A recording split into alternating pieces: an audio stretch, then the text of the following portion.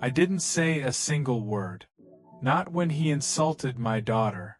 Not when the entire room laughed. Not even when I felt my hands tighten so hard under the table that my nails cut into my palm. But I remember everything. Every word. Every smirk. Every moment I told myself, stay quiet. You're building something bigger. And years later, I wasn't just in the same company anymore. I was the one holding the pen that decided who got hired. And his name was on the list. Intro CTA. Before I tell you what happened next, subscribe because this is not just a story about revenge. It's about patience, power, and the kind of silence that people mistake for weakness. The old workplace. It was never a glamorous office. No glass skyscrapers. No luxury desk. No executive skyline views. Just a mid-sized corporate building with dull fluorescent lights, slightly stained carpets, and the constant hum of computers that sounded like they were always tired. I worked there long before I had any authority. Back then, I wasn't the hiring manager. I was just another employee trying to climb. Clock in early, stay late, keep my head down, and prove, slowly but surely, that I was not replaceable. My life outside work was even more important than my job. I had a young daughter in high school, bright, sensitive, kind in a world that wasn't always kind back. Every morning I'd drop her off, watching her adjust her backpack, pretending I wasn't worried about everything she'd face that day. And every evening I'd wait for her stories. Some days she'd come home smiling, other days silent. And I learned quickly, silence in a teenager usually means something heavy happened. That was the phase of life I was in. Work pressure in one hand, parenting pressure in the other. No room for mistakes. No room for distractions. That's when I first met him. Fred. The first impression. Fred was loud in a way that didn't feel confident. It was something else. Something forced. He wasn't the smartest in the room, but he acted like he was owed attention. The kind of guy who would laugh at his own joke before anyone else even reacted. He worked in a nearby department. Same building. Same lunch area. Same elevator rides where you couldn't escape him if he decided to talk. At first, I didn't pay attention to him. Just another coworker. Another face in the system. Until one afternoon, everything changed. The day it happened, it was a regular weekday. Deadlines, emails, printer jams, coffee that tasted like regret. I was sitting at my desk when I overheard laughter. Not normal laughter. That sharp kind. The kind that cuts someone else down. I looked up. A small group had formed near the break area. And at the center of it, Fred, talking. Too confidently. Too loudly. And then I heard it. My daughter's name. At first, I thought I misheard. But then it happened again. And again. Each time his voice got louder, more entertained, more amused at himself. I froze. Not because I was confused, but because I was processing something I never expected at work. He wasn't just talking about her. He was mocking her. Her appearance. Her personality. Her teenage awkwardness. The kind of cruel comments people make when they think they're untouchable. And the worst part? People were laughing. Not everyone, but enough. Enough to make it worse. I felt my body go still. Not angry yet. Not outwardly. Just still. That dangerous calm before emotion breaks through. I remember gripping my pen so hard it almost snapped. A voice in my head said, "Stand up. Say something. End it right now." But another voice answered louder. You're trying to move up here. You're trying to build a future. Don't become the problem. So I didn't move. I didn't speak. I just listened. And I memorized everything. Every word he said. Every laugh. Every second. Fred eventually walked away like nothing happened. Like he hadn't just planted something inside me that would not go away. But I didn't forget. Not for a second. The silence after. That night, I didn't sleep much. My daughter was doing homework at the dining table. She looked calm. But I kept watching her face. Wondering if she ever felt like that in school. Wondering if someone else had ever spoken to her like that. She looked up at one point and asked, "Dad, you okay?" I smiled. Forced it a little. Yeah. Just tired. But inside, I wasn't okay. Because something had shifted. Not just anger, but direction. A decision forming slowly. Like cement hardening in the dark. I told myself I would not act emotionally. I would not confront him. I would not risk my job. Instead, I would wait. And people never understand what waiting like that actually means. It doesn't mean forgetting. It means storing, cataloging, building a file that nobody else can see. And Fred had just been filed. The years that followed, work moved on, as it always does. Deadlines replaced drama. New employees replaced old ones. And Fred? Still there. Still loud. Still acting like everything revolved around him. But something started happening over time. I began changing. Not in personality, but in position. I worked harder. Stayed longer. Learned more than I needed to. I studied hiring processes, recruitment behavior, interview psychology, corporate decision structures. While others saw work as a job, I started seeing it as a ladder, a structured climb. Every project I completed added another step. Every responsibility handed to me became another proof of trust. And slowly, I started moving upward. Supervisor, then lead roles, then project oversight. And through it all, Fred remained exactly where he was. Not falling, but not rising either. Just stuck. Like someone treading water for years. Always busy. Never progressing. And I noticed something interesting. People like Fred don't realize when the room stops respecting them. They just keep talking louder. Trying harder. Getting less effective every year. But I noticed. Everything. The memory that never faded. There were moments I almost forgot what he said. Almost. But then something small would bring it back. A laugh in a meeting. A careless joke. A passing comment about someone's family. And suddenly, I'd be back there. That break room. That moment. That feeling. And every time I'd remind myself, not now. Not like this. Not until it matters. Because revenge isn't loud. It doesn't rush. It waits until it has authority. Until it has structure. Until it cannot be ignored. And I didn't just want justice. I wanted certainty. The kind where nothing can be undone. The email that changed everything. It was a normal Thursday morning. I was going through reports. Half a coffee on my desk. Inbox flooded like always. Then I saw it. A subject line from HR. Upcoming hiring panel. Review required. I almost scrolled past it. Almost.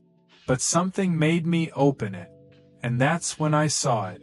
A list of shortlisted candidate names. Resumes attached. Profiles summarized. Standard hiring workflow. But then, my eyes stopped. One name. Just one. familiar in a way that didn't belong in the present. I leaned forward slightly. Read it again. My mind didn't want to accept it at first, but it was there. Clear. Undeniable. Fred. Cliffhanger ending, stop point. I stared at the screen longer than I should have. The room around me kept moving. Phones ringing. Keyboards clicking. People talking. But I wasn't there anymore. I was back in that break room. Hearing his voice again. Seeing that same smile. Feeling that same silence I once chose instead of action. And now, years later, that same name was sitting in my inbox, attached to an interview slot that I was scheduled to lead. I closed the email slowly. Not a reaction, not a decision, just silence. And in that silence, for the first time in years, I didn't feel like the one who was waiting anymore. I felt like the one who was finally about to speak. I closed the email, but it didn't close in my mind. It stayed there, burned into my focus. Not anger anymore. Something colder, more structured. Because now it wasn't memory. It was real. He was coming. And I wasn't just watching anymore. I was leading. Short CTA. If you're watching this, comment right now. What would you do in this situation? Because what happens next, most people don't expect. The morning of the interview. The morning started like any other. But it didn't feel like it. That's the strange thing about power shifts. You don't feel them physically. You feel them mentally. Like standing on a different floor of the same building. I arrived early. Too early. The office was still half asleep. Lights dim. Empty chairs. The smell of fresh coffee mixed with cleaning chemicals. Everything quiet. Except my mind. Today wasn't a normal hiring day. Today was controlled. Structured. Designed. I opened the interview folder again. Fred's resume sat there. Polished. Overwritten. Too perfect. The kind of resume that tries too hard to hide inconsistency. I didn't smile. Not even a little. Instead, I printed the interview sheet. Calmly. One page at a time. HR enters the room. Morning, HR said as she walked in. She looked normal. Relaxed. Unaware. She placed her laptop on the table. Ready for the first candidate? I nodded. Yeah. She flipped through her notes casually. This one seems okay on paper. Bit of job hopping, but nothing unusual. I didn't respond immediately. Because I knew something she didn't. Paper means nothing. Paper is just storytelling. The real truth shows up in silence. The wait before he arrives. The room felt different now. Not tense, but expectant. Like the air itself was holding its breath. I checked the clock. 9:58 a.m. 2 minutes early. I adjusted my pen. Placed it exactly parallel to the folder. Small details matter when control matters. HR was typing something on her laptop. I wasn't. I was waiting. And then, knock. First contact. The door opened. And there he was. Fred. Older. Slightly heavier. Same energy though. Same forced confidence trying to hold itself together. He smiled as he entered. Good morning. I'm here for the interview. HR smiled back politely. Please have a seat. He sat right across from me. But he didn't look at me directly at first. He looked at the table, the room, the HR rep, anyone except me. And that's when it happened. A fraction of hesitation. A flicker. Something tiny. Almost invisible. But I saw it. Because I was looking for it. He finally looked at me.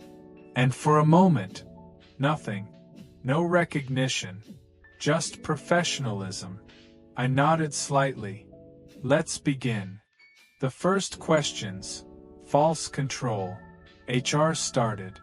Basic introduction questions. Standard icebreakers. Fred responded well. Too well. Confident tone. Smooth answers. Comfortable body language. He leaned slightly forward. Hands open.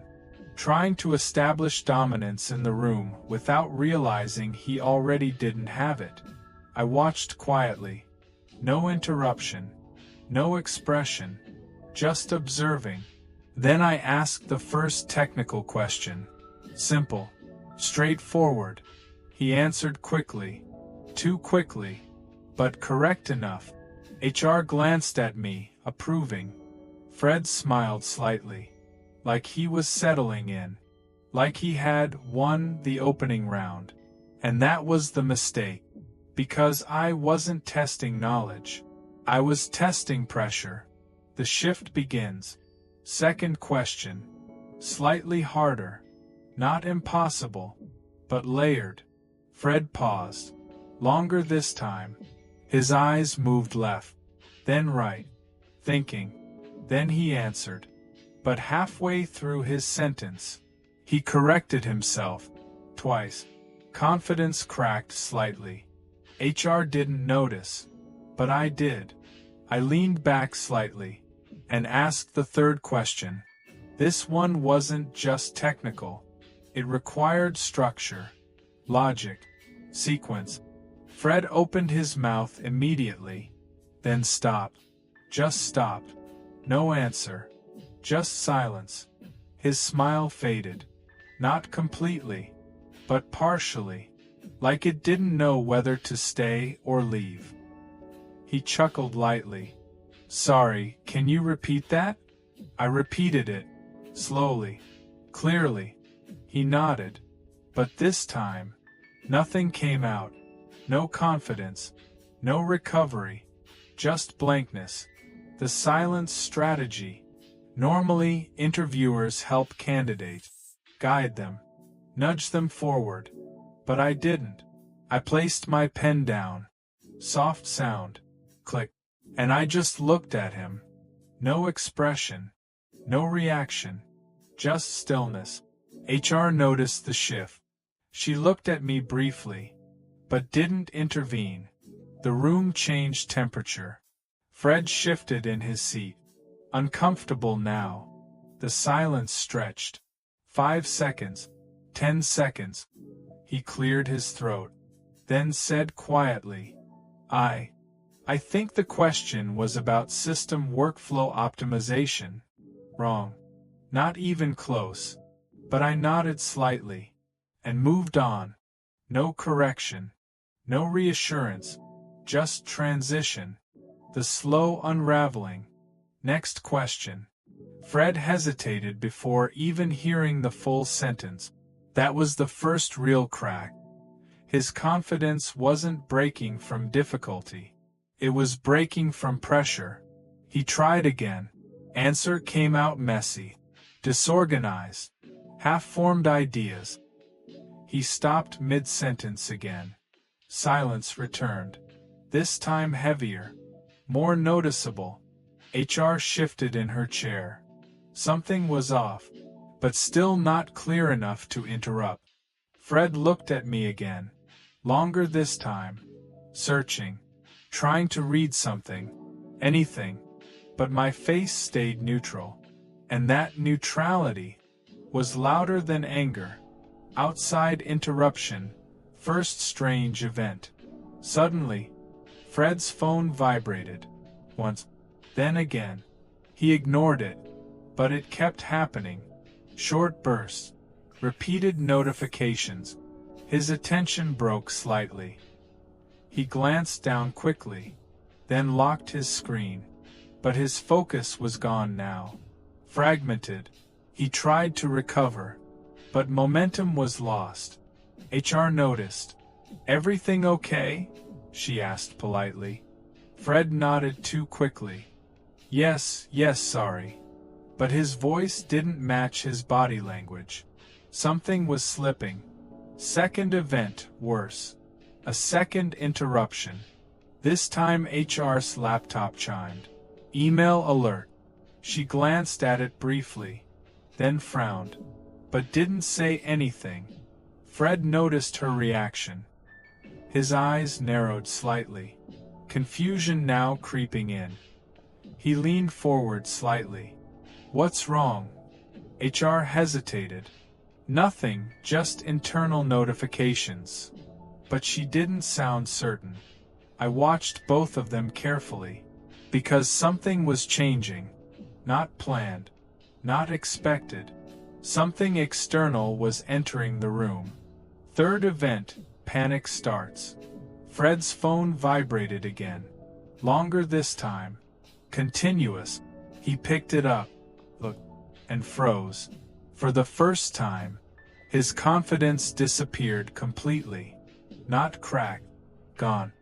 He looked at the screen again, then at me, then back at the screen. His breathing changed. Subtle. Faster. Shorter. HR noticed immediately. Is everything okay? Fred swallowed. Yeah. I just need a second. But he didn't put the phone down. He just stared at it, like it was rewriting his reality. Calls begin. His phone rang. This time out loud. Not vibration. Ringing. He panicked slightly. Looked at us. Sorry, I need to take this. HR opened her mouth. But I raised my hand slightly. Not aggressive. Just controlled. A signal. Let it happen. Fred stood up quickly and walked outside. Door closed. Silence returned. But now, it wasn't calm. It was different. Heavy. HR looked at me. What is happening? I didn't answer. Because I didn't know. Not yet. But something had clearly started. Final realization moment. Cliffhanger build. Through the glass wall, I saw Fred pacing. Phone to ear. Gesturing. Confused. Then suddenly stopping mid-step. Face changing. From confusion to shock. HR whispered, "Do we pause the interview?" I didn't move. I just watched him outside. Till. Silent. And then I noticed something I didn't expect. Fred wasn't reacting like someone who lost an interview. He was reacting like someone who lost control of something much bigger. And in that moment, I realized something was wrong. Something I didn't plan for. Something I didn't see coming. And just before the next moment unfolded, Fred looked directly at me through the glass. Not confused anymore. Not panicked. But calm. Too calm. And I understood. I thought I was watching him fall apart. But I wasn't. I was watching him finish something I couldn't see yet. And when I finally understood, it wasn't him who walked into my interview room by accident. It was me, who walked into his timing. The slow realization. I stayed frozen behind the glass. Fred wasn't panicking anymore. That was the first clue. People under pressure don't suddenly become calm. Unless they already knew the outcome. My mind started replaying everything. The email. The interview selection, the timing, the sudden calls, HR's confusion, the notifications. It wasn't random. It was structured. And then it hit me. Fred didn't just apply for this job. He targeted it. The reveal, the real plan. Fred walked back into the room slowly. Composed again. Too composed. He sat down like nothing had happened. HR looked confused. I stayed silent. He adjusted his posture, looked at me directly, and for the first time, he spoke differently. Not nervous, not unsure, but clear. I think there's been some misunderstanding outside. HR nodded slightly. What kind of misunderstanding? Fred looked at me for a second, then said, "My current employer just received a complaint about irregular internal hiring practices." Silence. Not normal silence. Heavy silence. HR froze slightly. "What complaint?" Fred continued calmly. "And it seems the audit flagged some names involved in recruitment processes." My stomach tightened slightly. Not fear. Realization. Because now I understood. This wasn't an interview. It was a trigger point. A coordinated sequence. And I was inside it. Chaos begins. First wave. HR opened her laptop quickly. Her expression changed. Fast typing. Scrolling. Searching. Fred stayed calm. Too calm. I stayed still. Then HR whispered, This just came in today." She looked up, confused. "This affects multiple departments." And then she stopped talking. Because she saw my name on the internal list. Not accusation, but reference. Fred wasn't being interviewed randomly. He was connected to something already moving, and I had just stepped into it. Second wave, calls escalate. HR's phone rang. She answered quickly. Her face changed instantly. Color drained slightly. "Yes. I understand, yes." She looked at me, then at Fred, then back at the screen. She whispered, "We need to pause this interview." But no one moved, because it was already too late to pause anything. Fred stood up. "This is why I needed to be here today." He said it calmly. No anger. No revenge tone. Just fact. Like everything had already been decided before we walked in. Emotional breakdown, inside impact. For the first time, I felt something unfamiliar. Not fear. Not anger. But displacement. Like I was no longer the one holding the situation. Fred wasn't my past anymore. He was part of something current. Something structured. Something bigger than personal memory. HR started speaking faster now. Trying to connect dots. Calling someone. Asking questions. But I wasn't listening. Because my mind was somewhere else. Back in the break room years ago.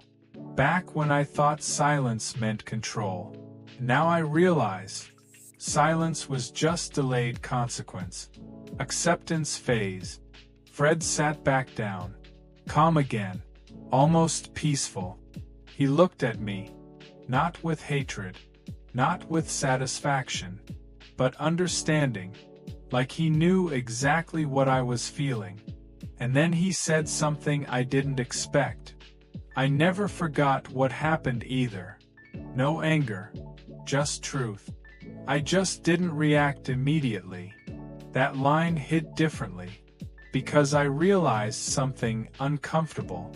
This wasn't revenge. This was patience meeting structure. And I wasn't the only one who waited. The twist, respect for the enemy. Something strange happened inside me. The anger I carried for years didn't rise. It dissolved slightly. Because I saw it clearly now. Fred didn't win emotionally. He won strategically. He didn't explode. He didn't confront. He built a system where confrontation wasn't needed. And whether I liked it or not, it was intelligent. HR finally stood up. "We need legal review on this immediately." But even she sounded unsure now. The room wasn't ours anymore. It belonged to unfolding consequences. Chaos fades slowly. Fred's phone stopped ringing. HR stopped typing. Even the office noise outside felt distant. Like everything had shifted into another layer of reality. Fred looked at me one last time. Not smiling. Not threatening. Just finished.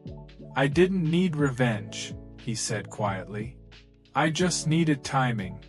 And then he left the room. No rush. No emotion. Just exit. Silence returns. The door closed. And everything stopped. HR sat down slowly. I didn't move. No one spoke for a long time. Because nothing needed to be said. The interview was gone. The process was gone. Even the idea of control was gone. Only silence remained. But this silence felt different. Not heavy. Not angry. Just final. Final reflection, life lesson. Later that night, I sat alone, thinking, not about losing authority, but about misunderstanding time. I thought revenge was emotional, but I was wrong. Real consequences don't shout. They organize. They wait. They arrive when everything aligns perfectly. And I realized something I'll never forget. People don't always get punished when you expect it. They get it when it matters most. Final ending message. Fred didn't destroy me. He didn't need to. He simply proved something I spent years refusing to accept. That silence is not absence. It is preparation. And every moment I thought I was waiting for him, he might have been waiting too. Final CTA. If you watched this till the end, tell me in the comments, was this revenge or just consequences catching up? And don't forget to like and subscribe, because some stories don't end when they end. They stay with you, always.